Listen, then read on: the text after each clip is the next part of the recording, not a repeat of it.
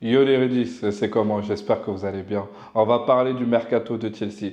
Comme vous le savez, Pochettino, il a été viré, même s'ils avaient fait une bonne fin de saison quand même, ils ont commencé à se rattraper. Ils ont manqué l'Europe à ça, juste je pense, hein, au vu qu'il y a eu des mauvais résultats avant, mais c'était un petit peu normal. Éventuellement, ils sont arrivés à la sixième place. Moi qui pensais que véritablement, ils auraient peut-être été plus à la douzième, à la treizième place. Mais quand même, dans cette équipe de Chelsea, quels sont les départs qu'il faut avoir et quelles sont les arrivées? Là, on va parler plutôt des départs. Les départs, moi j'avais noté, et là ça va être marqué ici, Mudryk. Pourquoi Mudryk? Parce que là ça fait 2 ans.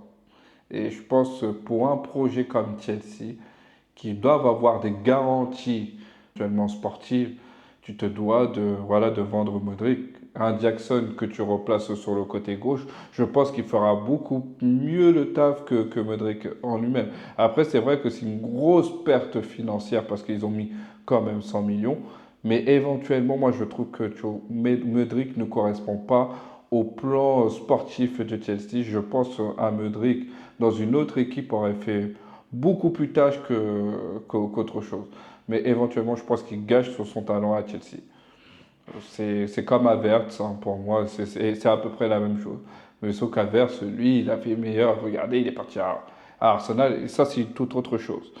J'avais marqué Madueke. Madueke, ça fait 2 ans, lui aussi, et j'ai pas vu une constante évolution de sa part. Mais moi, pour moi, ce gars-là doit partir dans une autre équipe, voilà, qui joue plus au ballon et qui lui permettrait d'avoir pleinement une confiance. Moi, déjà pour Modric, j'avais aimé pour 60 millions, mais pour Madueke, pour moi, c'est un bon 50 millions. Mais après, quand on regarde bien, mais qui va payer ces 50 millions? Ça va être très compliqué parce que Chelsea, ils ont fait tellement de mauvais choix dans les transferts que voilà, ça en devient même carrément n'importe quoi. Moi, j'aurais vendu aussi Kepa pour 20 millions d'euros parce que moi, je pense éventuellement que voilà, c'est un bon gardien, mais je pense qu'il devrait être dans un autre, bah, qui dit dans un autre championnat, peut-être en Allemagne. Il a un bon jeu au pied, il joue, voilà, il sait arrêter les buts, tout ça, mais après, c'est pas un gardien extraordinaire. J'aurais pu se dire, je l'aurais envoyé en Allemagne. Le cas épineux, parce que lui, je crois que c'était 150 millions, Lukaku. Mais lui, la perte, elle est phénoménale financièrement. Parce que je pense que les dirigeants de Chelsea se sont dit, bon, vas-y, on claque des millions et c'est tout, voilà, comme si c'était au Monopoly, on va gagner rapidement la première ligue. Non, c'est pas ça. Il faut d'abord construire une équipe, construire, voilà, ses joueurs. Il y a plein de choses qui vont pas. C'est, voilà, tu vas me chercher un Lukaku et Lukaku, tu lui demandes, voilà, d'être en pointe et de ne pas construire le jeu. Non, lui, ce genre de joueur, il faut que éventuellement il soit au cœur du jeu, c'est-à-dire ouais, récupérer les ballons pour beaucoup plus bas pour y aller plus haut. Donc c'est comme ça pour moi que Lukaku doit être. Mais voilà, éventuellement, tu es obligé de le vendre. Moi, pour moi, c'est obligatoire, même si la perte elle est énorme. Je pense entre 30 et 35 millions, ou même 25 millions, parce que là, il n'est plus le Lukaku, voilà, son prime physique à l'Inter, où il claquait des buts. Et là, voilà, le divorce, il a été prononcé, je pense, avec l'Inter. Là, il est parti à la Roma. Voilà, sans plus, hein, franchement, sans plus, Lukaku. euh, Moi, je pense qu'il devrait faire plus. Il devrait plus, Chelsea, le rendre, tout simplement. Maintenant, on va parler des arrivées. Pour remonter éventuellement Chelsea, vu qu'en réalité, ils n'ont pas d'attaquant tueur devant lui. S'ils avaient un attaquant tueur devant lui, la première option pour moi, c'est Osimhen. Parce que le gars, apparemment, il est un fan de Drogba. Et pourquoi je mets lui? Parce que c'est l'attaquant le plus complet au monde. L'un des plus complets au monde. Oui, il y a Kane, vous allez me dire, oui, Kane, tout ça, blablabla. Mais moi, ce gars-là, il peut te claquer 20 buts par saison. Même, je pense qu'il est même capable de mettre 30 buts par saison.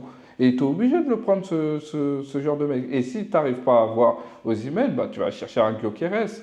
Ou si tu n'arrives pas à avoir un Gyökeres, est-ce qu'un Ivan Toney qui connaît le championnat, peut-être que peut-être que ça pourrait voilà, débloquer les Blues voilà, pour qu'ils deviennent ici qu'ils étaient avant. Mais ça va être vraiment compliqué cette histoire-là.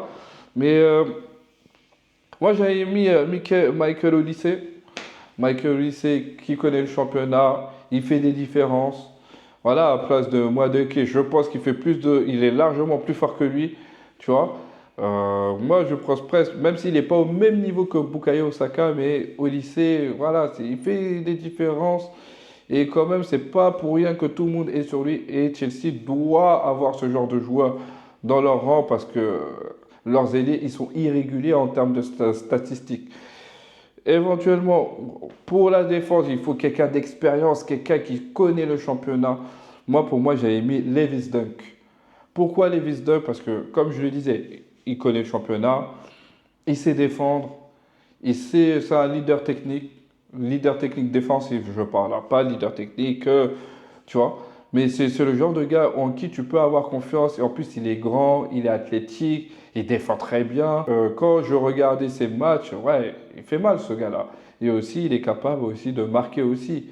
Donc, moi, pour moi, c'est Chelsea doit avoir ce genre de joueur dans leur équipe.